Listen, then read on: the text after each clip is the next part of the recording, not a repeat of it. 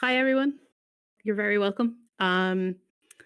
This Forge Talk is going to be, I suppose, a bit more casual. We don't have a blog as our focus, so we've just got some recent news, and then I haven't had one of these since Sandbox came out, so there's going to be a bit of a chat around that, and maybe some Q&A at the end. So if you have any questions, feel free to drop them in the chat. We'll be keeping an eye and hopefully get some of your questions answered. Um, so yeah. Oh, and I saw spoiler warning. Maybe if we're talking about Sandbox and some updates and stuff, it's more of a proceed with caution, I guess, rather than like we're explicitly going to talk about the end game. But just yeah, just be careful, just in case something gets mentioned. It's like a note for us too. Be careful. Yeah, exactly. Don't go spoiling loads of stuff. Yeah. Yeah. So for people who haven't been here before, will we go around and make introductions? Okay. Well, do you want to introduce yourself first? Oh, yeah. Okay. Hello. I'm Claire. You'll often see me in the Discord. I'm the community manager, and I'm semi emceeing this Forge Talk. Hey, everybody. I'm Jon-Paul. I'm the game director at Free Range Games. Hi everyone, I'm Bradley Fulton. I'm the art director here on Moria. Hi, I'm Genie. I'm the lead gameplay engineer on Return to Moria.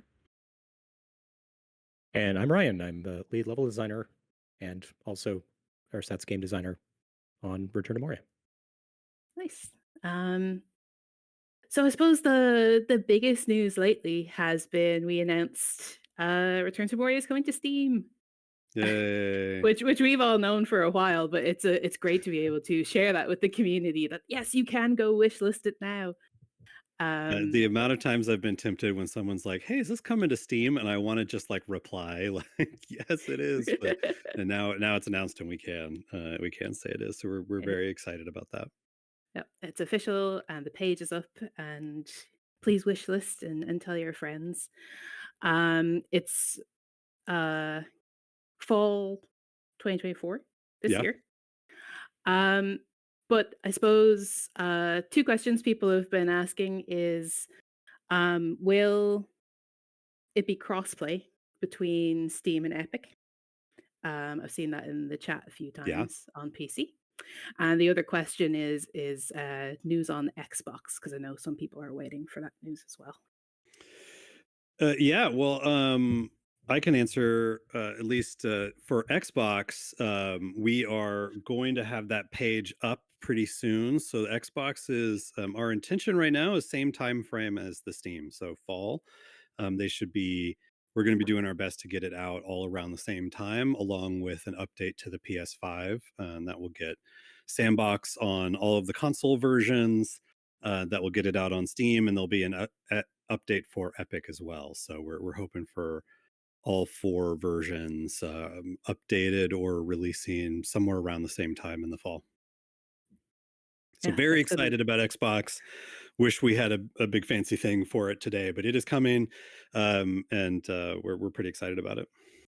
and once we have that page live and you can wishlist on Xbox and all that jazz, I'll be sharing a post in the announcement channel. So if people want to keep an eye on that, as soon as it's live, we'll be sharing it there. So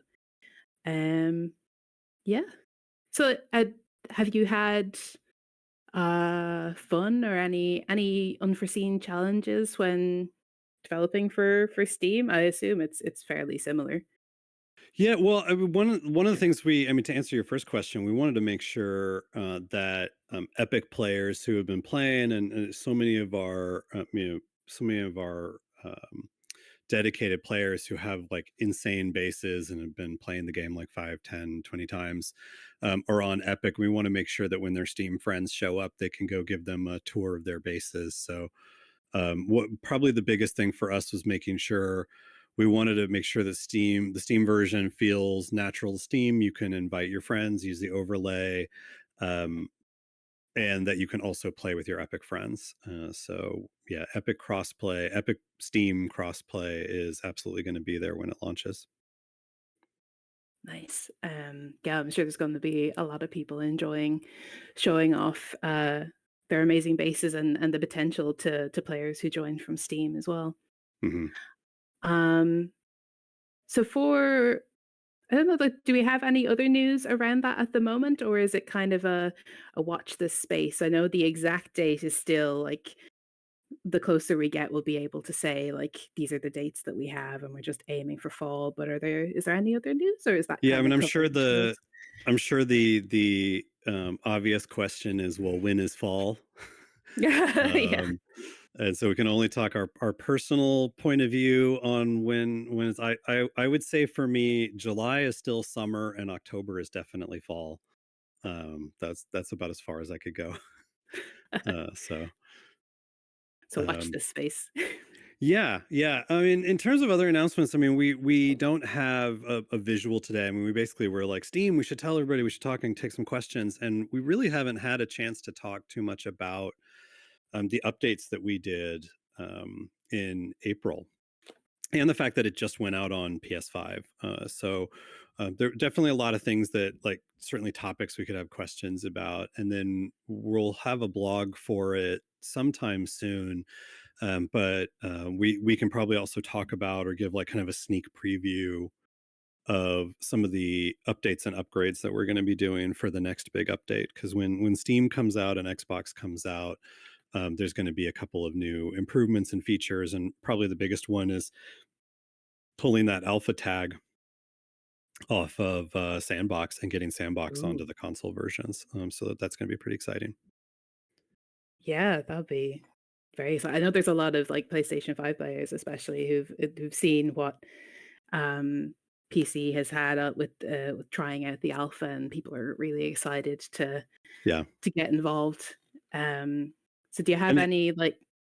It's been Sorry. it's been great also. I mean, one of the reasons why we put the alpha tag on it is we knew it was going to have some rough edges, and Hmm. we wanted to get a chance to get it out there, get feedback on it. And um so I'm kind of glad we did. I mean, for thank you to everybody in the community who has been, I mean, so positive about giving us feedback on Sandbox, helping us when they see something weird. And I mean, I don't know, Bradley or Ryan, there were definitely some weird stuff that we saw coming out, like environments that had doors to nowhere and things like that. So we're pretty glad we did the alpha part of it so that we can clean it up and have it sort of in a full release for everybody. It feels like it was our own version of early access. I mean, didn't get to do that with the original game or the campaign at the original release. But it was really nice to. Yeah, I agree. Like, just kind of echoing what you just said. One of the great things has been seeing people talking about it in the Discord, um, on the Reddit for the game, and Hmm. people pointing out issues, things that they like, which is always nice to see, but also things that they don't like. The purpose of the alpha for us is to be able to respond to that kind of feedback. So it's a much better version that we can release when we do the update for it. It's been exciting to see that feedback too, and I have talked with some players too in depth about it. I see some familiar names here, which is great. And so, Hmm. yeah, just being able to respond to that. And we fixed a couple of really good bugs that people pointed out too. So I'm happy about where it's been going. Yeah, it's one of the weird things about development is by the time it gets out to everybody, we go through QA passes and publishing passes, and by the time it gets out to the players, we've been living with some of those changes for a while. So sometimes I end up going like, "Oh, that just went out." I think when we put out the Yes. PS5 update was, I think, when we finally put in the up on the D-pad on the PS5 controller as a shortcut to building, which is something we've been playing with for a while. And so I kind of had forgotten that that was a new thing. Wait, that So didn't ship that's at always kind of release? a thing. No, that wasn't a release. We've had that for a while. That we were prototyping that in January. I love it. Um, oh yeah, Yeah, I think if I recall, there was a time when you like stopped playing your PS5 retail for a little while because you're like, I can't do this without Hoover. I can't play like this. yeah. There was like things that I had been playing in the development version. And I was like, I can't, because I've been playing with my daughter on retail, and I was like, we've got a couple of big updates coming. Let's wait. Um, Can you tell your daughter when the release dates are for those things, or do you even keep that from her? oh no, because she might leak it on Reddit. Yeah, that's a good point. I'm just kidding. No, she's on Reddit. Yeah. That's the worst. No, she's fine. She's on to like she play like if there's an indie game that comes out on Xbox, she's like on it right away. So she's moved on. Oh, that's good. Yeah. Um, yeah. So when we think about and Claire, feel free to jump in with any questions or anything you want to take that we want to talk about. But I was going to just kind of keep talking about Sandbox and some of the updates from the last changes from the last update. Yeah, that makes sense. Just one I spotted from Duran Deathless there, asking about mods on Steam, but I haven't heard anything about it myself, so I assume it's similar to the Epic one, which is there's no dedicated support, but there's no blockers either. Yeah, and that's the approach we've taken.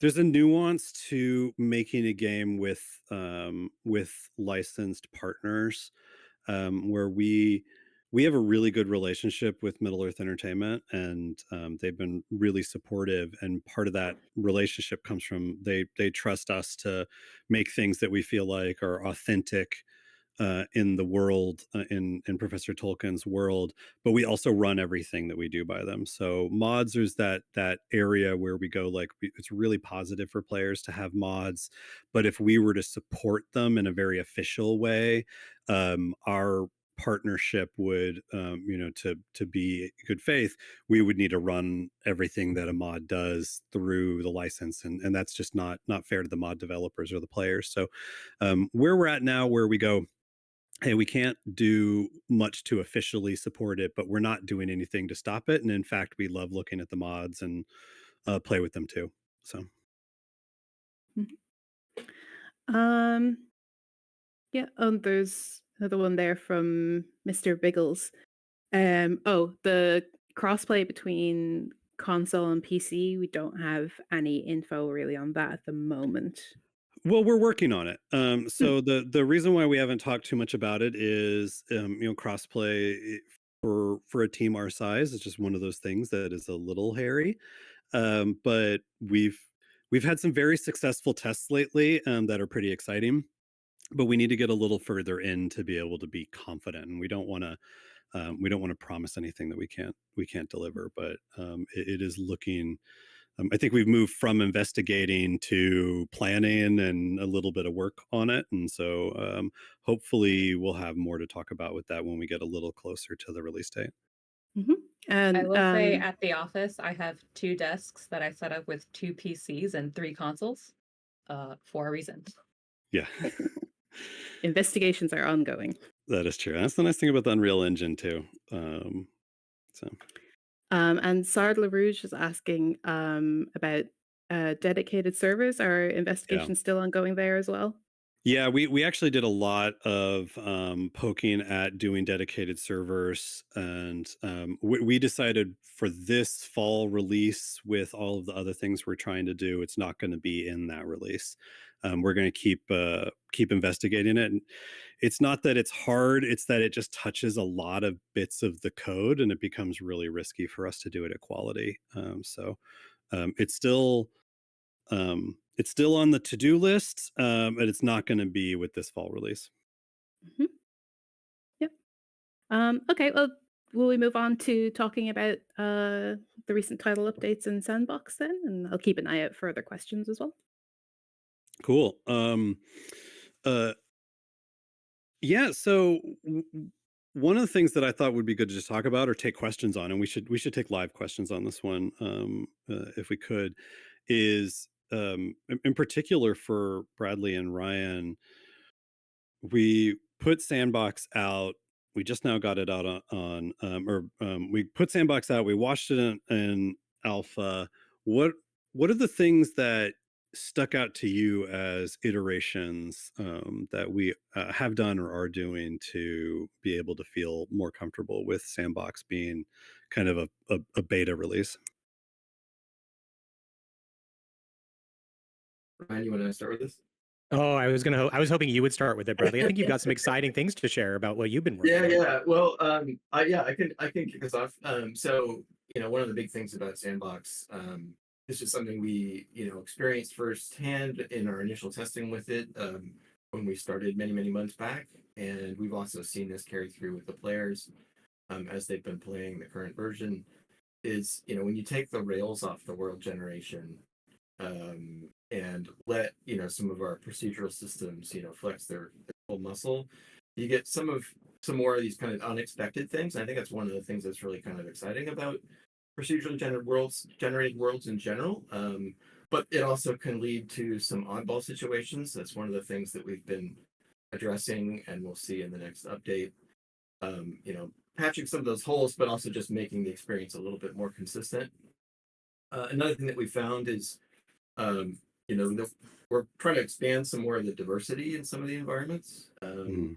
So we're adding some new locations for players to discover. We're also adding some more locations that players might spend a little bit more time in.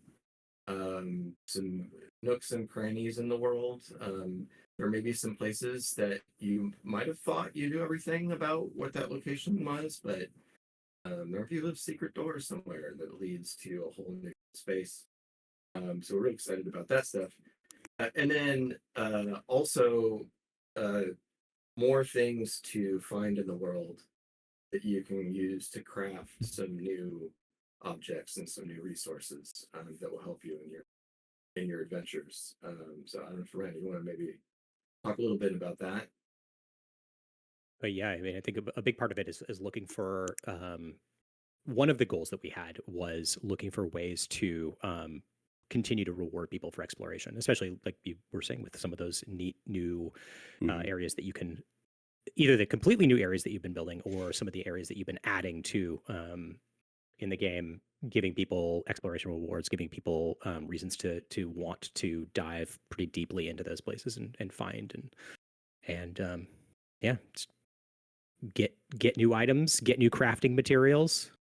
And in addition to those that we're adding, one of the other cool things is we're adding new armor sets to the game as well, and other kinds of items like that. So that's going to be fun to distribute out through the sandbox mode. And again, from an exploration standpoint, like you were saying, Bradley, there'll be stuff to find, but also from a crafting standpoint throughout the game, there'll be new stuff to build and craft.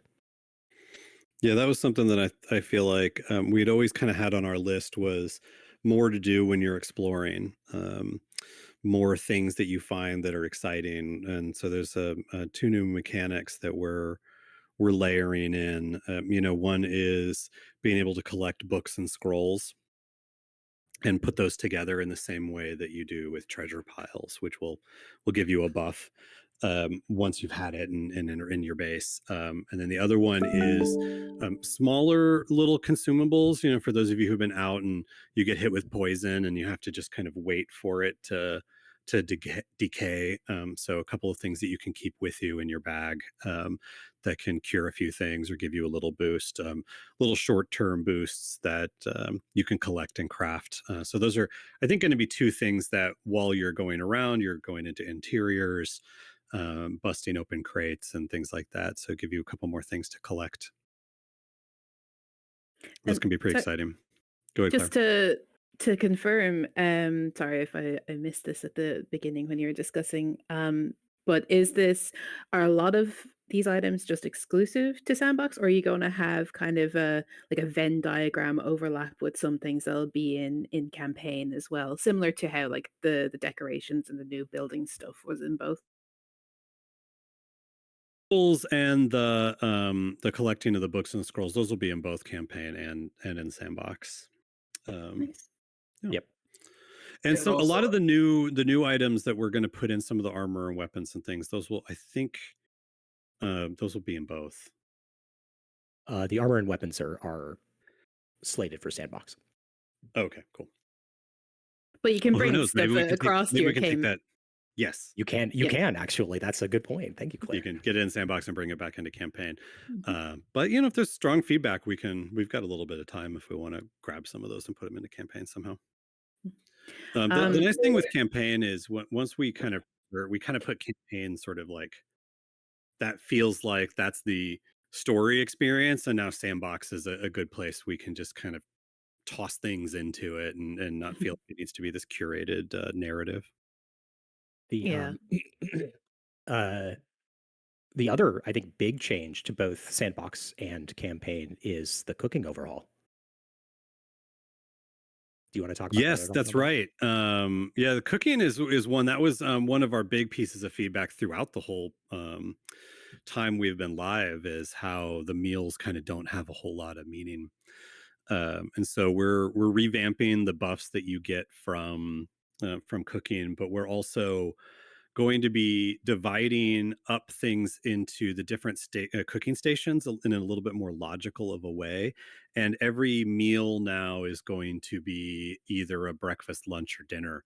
And you will get a different or a better effect if you eat it at that time. So certain meals will be clearly breakfast and lunch, and they're going to be different for different zones. So hopefully give you just a little bit more choice when you go to make a meal, when you think about what you're going to make before you go to sleep or when you come back to your base. And the breakfast buff is a bit different from the lunch buff, which is a bit different from the dinner buff, and each one of those should kind of feed into the gameplay that you're having, and hopefully also give you a little bit more reason to seek out and collect the food ingredients, because I know the ingredients in the brews are really coveted, but the food ingredients felt like, why not just make roasted meat over and over again. So that's one of those things that hopefully people are going to have a little bit more fun with that, and it'll feel a little bit more thematic. I suppose the big question there is if your dwarf has had their breakfast, what about second breakfast? Will there be an extra buff for 11s? um, I don't want to confirm that. Okay. Regards to crafting. Very hobbitish of you, though, Claire. Yeah, I think I'm more of a hobbit at heart, to be completely Yeah, or honest. maybe dwarves would have second dinner. Yeah, extra helping of roast meat. Hmm. There's one or two crafting questions there, but before I go on to those, so I don't forget, Durin Deathless asked a question that I actually want to know the answer to as well. Are there any Easter eggs that are in the game that people haven't found yet? Ooh, are there Easter eggs no one's found yet? Well, there's Easter eggs we haven't fulfilled the promise of yet. I think a lot of people have an item after the end boss that they're wondering what it is. I don't know, Ryan. Actually, I don't think there are. We I'm so gun shy about putting Easter eggs into games now. Yeah, I would say Because I was gonna say, I really feel like I remember being specifically told do don't not do put Easter eggs. Easter Yes. eggs. Could get in a lot of trouble, unfortunately, I these think days. you guys just called me the fun police. No, not you. No, it's not you at all. I mean, you talked about it a little bit earlier, Jon-Paul. Like part of it is we need to be faithful and true to Professor Tolkien's world, right? And so we don't just get to put things in that we're excited about. Like it does really have to be something that is okay with the license holder. But at the same time, like people need to understand that from a legal perspective, after the early 2000s, I don't know if people remember what happened, but there was a really big controversy with an Easter egg in a game that shipped. Is that companies are just they're really gun shy about doing that now. So yeah, and you're talking about Easter eggs where like a picture of your mom shows up in the game or something like that. Yeah, we definitely do anything like that. So, but in terms of like little Tolkien tweaks, I think most people have found the little ones. We just kind of put everything we had into what was in the main campaign. So I don't know, Bradley. I don't think the art team did anything that. If you did, I wouldn't have known about it either. No, because we made sure that you knew everything that we were doing. Yeah, a lot of it is intentional. Sorry. Next game, we need to make sure we put some fun Easter eggs like that in. Well, I mean, a lot of it is in the lore too, right? And people definitely have seen all of the lore that's in the campaign. But there's some real deep cuts in there.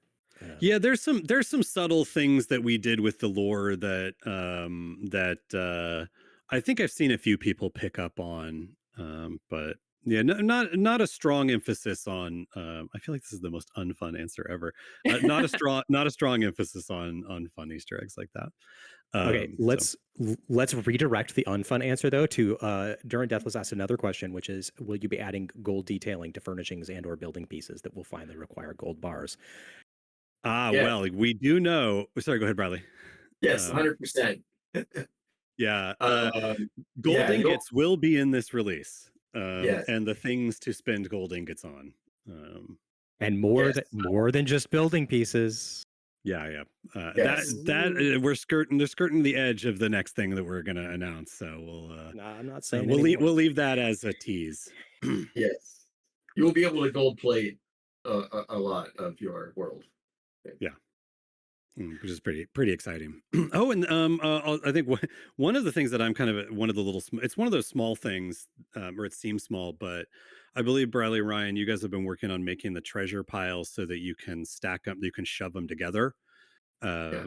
instead of like they're kind of separate, and you end up with these kind of like sad piles with a space in between them. And now I think you can actually like we're revising the collision on them so you can start to shove them together and make a big Thrain style treasure pile.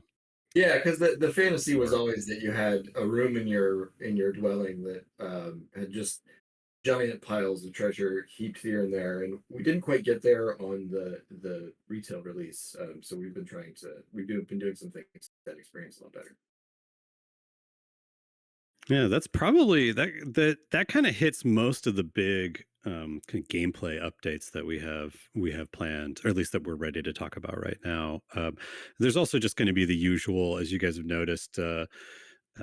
With the size of a team, there's only so often we can release, and when we do, we shove not just like some new features in, but a pretty significant pile of bugs. So we'll have like the usual round of stuff we're watching. And for those of you who've been really active in the Discord, definitely thank you for reporting bugs, putting in support tickets. And I think a lot of you have noticed how quickly we try to jump on those when we see them. So keep those coming, and there's a good chance that your thing will be fixed. And that actually leads into, I have it in my notes here if you want to touch on it.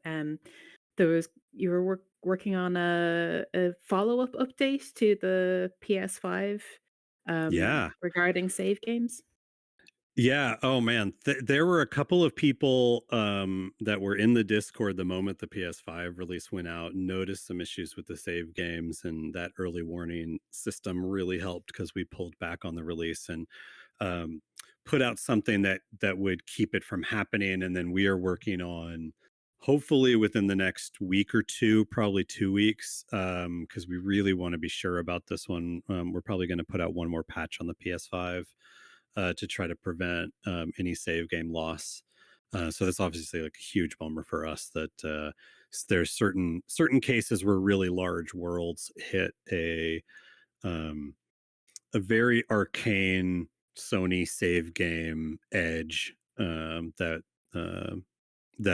caused some corruption. So we're working on an update that will prevent that from happening again. And we obviously we were real bummed that Yeah, it's some never people nice lost to their hear. worlds.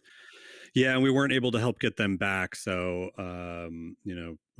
if let us know if you lost your world. So, but we are But hopefully we are going to have it fully fixed, and then prevented for future issues.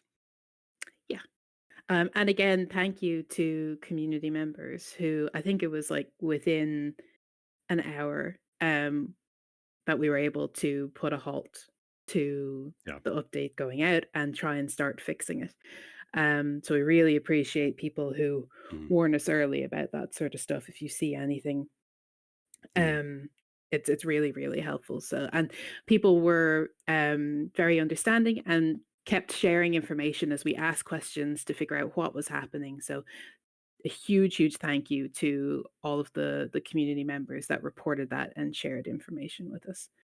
Um, yeah, let me see. I don't know if there's any other topics that you wanted to touch on. I'm gonna scan through for questions. yeah, that was kind of the big stuff. I don't know, Ryan. When in Sandbox, did we do anything in terms of like the world generation and the layout, like based on? I think there were a few cases where like the stairs weren't quite where we wanted them to be. So Yeah. were there any iterations there worth talking about?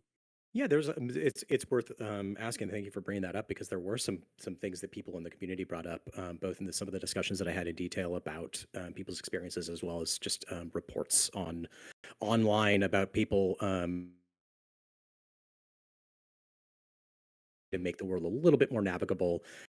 We had been in a couple of different areas. We'd been routing players through particularly tough locations that you really weren't going to be geared for, or you weren't going to be able to be geared for Yeah. at all. So there was a couple of good fixes there, and even one that one of our internal players found. One of our, well, I think Russell's been in one of these conversations before. Tech lead. He's played Sandbox a ton, and he's had a bunch of good feedback too. So yeah, we've definitely fixed a few of those layout issues. And there's a few things that we put into Sandbox that were like, oh, we should start generating these in new campaigns. I think there's a few places towards the end of the game that use a very particular environment that has a lot of verticality that can be really maze-like and confusing. I think we're replacing those with some of the straight up and down stairs, try to make the end of the game more navigable.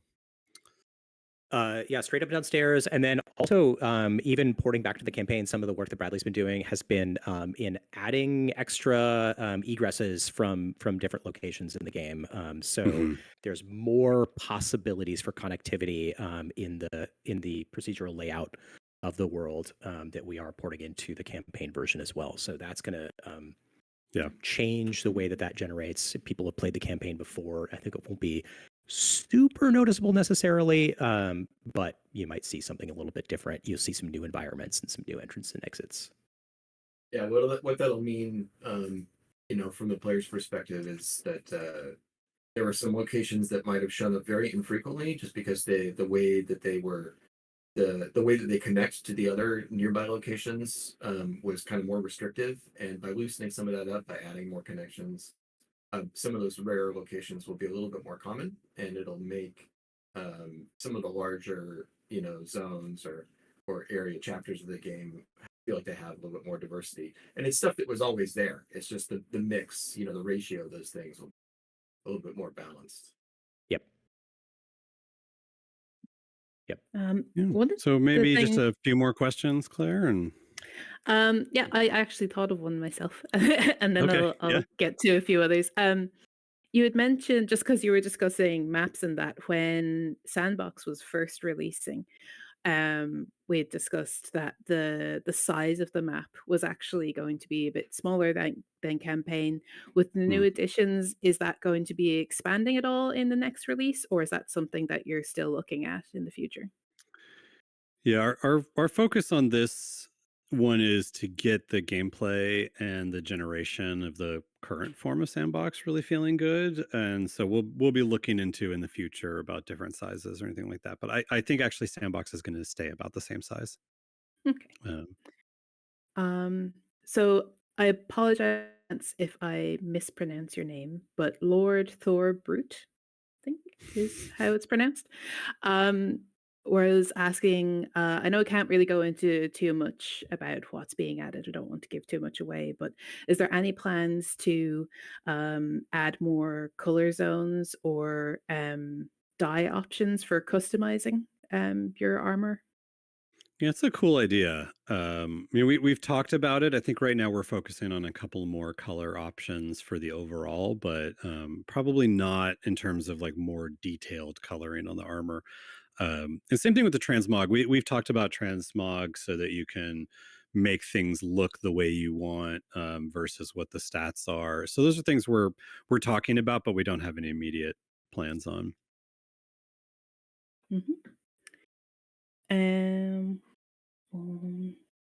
Sorry, scanning down through the chat. Someone asked about white stone building parts. Or would that be giving too much away if we start talking about specific things being added? You mean like what's the question? Sorry. If like white stone building parts would be added. That's a fun idea. No, not on the plan right now, but that would be kind of neat. We can look into that. Sorry. Sittable chairs and furniture. Because I know people have been decorating with them, but will it be possible to sit in chairs in the future? Yeah, definitely not in this update. It's a we really kind of debated back and forth. I mean, Bradley, you could jump in on this too. Like we debated back and forth. We were like, well, in our time frame this year, sittable is probably not what we could have, but let's get these chairs out anyway. And I remember we were going back, and we decided it'd be better to be able to at least decorate the tavern to look like a tavern before holding out for the kind of animation it would take. I don't know if you've got any color on that. I mean, the answer is probably no. Yeah, I mean, And it's engineering. And the yeah, it's engineering. absolutely a thing we all want. Because we want ourselves to be able to even be able to kind of.